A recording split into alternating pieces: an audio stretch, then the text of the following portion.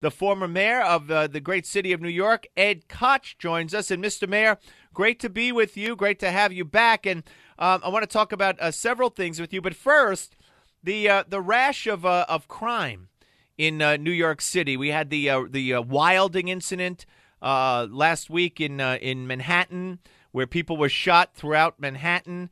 We had the stabbing on the subway. We have people that are scared, a rapist in Queens. Do you sense a trend here? No, I wouldn't say it's become a trend, but of course it has to concern every New Yorker. But I believe that, on balance, the statistics still show that New York City is the safest large city in America, and I hope that these are moments in time, not to be repeated, but we'll see. And Cyrus Vance, you think, will have a big say in that, depending on his approach towards prosecution? I am someone who believes that a very important way to deter crime is to put people in prison. When they're in prison, they don't commit crimes, and we know that 65% of those who commit crimes are recidivists and will be back in prison in 3 years after they get out. So the longer you keep them in jail, the fewer crimes they'll commit. I am with you. It just seems scary. It makes so much common sense that it seems very frightening.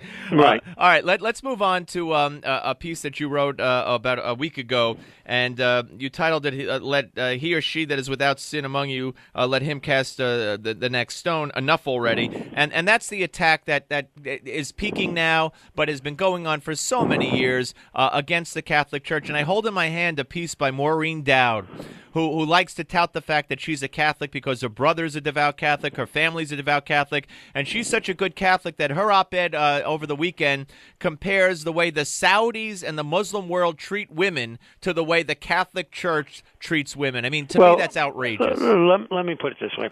I know Maureen Dowd. She's a nice person, and she obviously has a problem with her faith and with her church.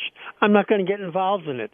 I will simply talk about the fact that I believe that those who continually attack the church on the issue of pedophilia and cases which are, generally speaking, 30, 40 years old, that many of them, not all of them, are not so much concerned about pedophilia, and we all are, and angry at it. They are instead Catholic bashing. They don't like the church's position on gay rights, on gay sex, on abortion, on civil divorce, on birth control, and a whole host of others. I don't like the church's position, but I'm not Catholic. And as John Cardinal O'Connor said to me on one occasion, he said, the Catholic Church is not a salad bar. You don't pick and choose what you want. I'm Jewish. I don't agree with many of the tenets of my religion, but nevertheless, I'm a proud Jew and always will be. But I believe that what many people are doing now is simply Catholic bashing. They won't accept the several statements by the Pope, who's apologized, who's met with the victims. And I must say, there is one area that is of concern, which is that in the past, those who were administrators did not punish, as they should have, the priests and clergy who committed crimes against children, abusing them sexually. But I believe the church has changed on that. And enough already. Give this Pope a chance. I have said that, and I must tell you, I was very moved when yesterday I was at the barber, and as I get off the chair, there's someone waiting, and he's there with his 5 or 6 year old son, and he says, "You were wonderful, Mayor Koch, and I want to thank you for standing up for my church." I felt so moved and touched by it. I got to tell you that I get that a lot too, because I'm a big supporter of the Catholic Church and a big opponent, as you are, of the Catholic bashing. And as a Jew, when people say that to me or write that to me, it is very moving. I do appreciate that. And we're talking to, of course, Mayor Ed Koch, the former mayor of the city of New York, here on the Steve Malzberg Show. All right, let's move on to Barack Obama. Yeah. Your most recent piece writes about how you weep when you hear the criticism of Israel, and you weep even more because it's being orchestrated by the administration of Barack Obama. Yes, and it's unfair, and it's orchestrated by President Obama, who I supported and campaigned for in Florida, New Jersey, Pennsylvania. You campaigned to Jewish groups for Obama. Yes, I would. Yeah. I wouldn't do it again, I must tell you now.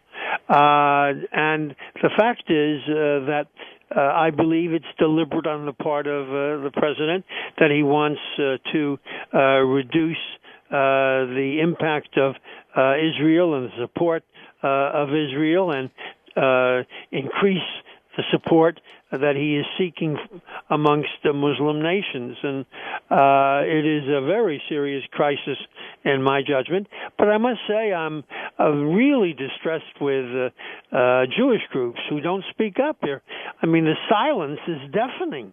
The fact that AIPAC, which is the premier lobby here in America supporting Israel, stood up and applauded Hillary Clinton, who has bashed Israel, a 43-minute telephone call to Prime Minister Netanyahu, haranguing him after she had said what he had done in providing a moratorium of 10 months for settlements on the West Bank was, quote, exceptional on his part.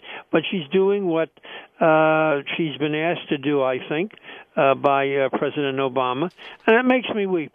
Yeah, well, I'm with you on that, and certainly I believe, as you I think say, that we would have, for the state of Israel, they would have had a much better friend in John McCain than in Barack Obama. I have no doubt about it. So you regret campaigning for Obama to Jewish groups? I don't regret voting Democratic and for Obama yet, because I believe in the domestic agenda that the Democrats have. But let me just say, I'm still on the train, but I could get off.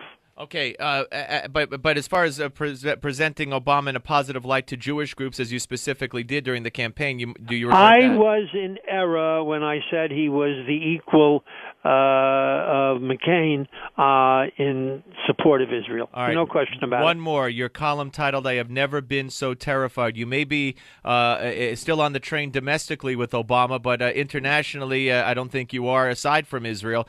Talk about the offshore drilling. Talk about Russia, Venezuela, the alliance, and this man doesn't seem to care or realize.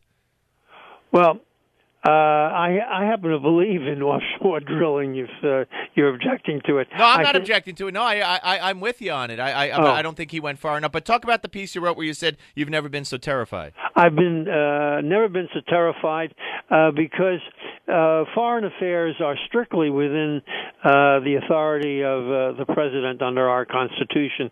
And while the Congress says, "Oh, we're supportive," they couldn't do anything about it, and they're not even standing up. I don't see.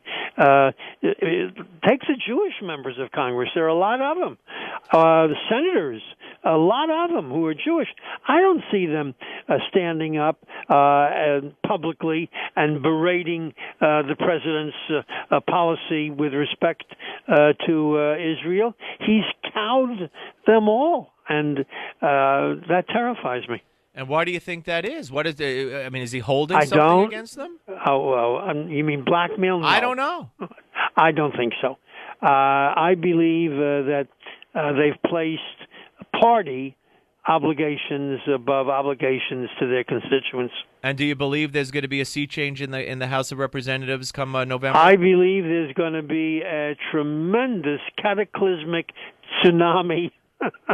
Well, from your lips, Mr. Mayor, to God's ears, I'll tell you that. Listen, a pleasure to speak to you, sir. Thank you so much. Bye. You've been listening to a podcast of an interview from the Steve Malzberg Show from News Talk Radio 710 WOR. Find more great podcasts at WOR710.com.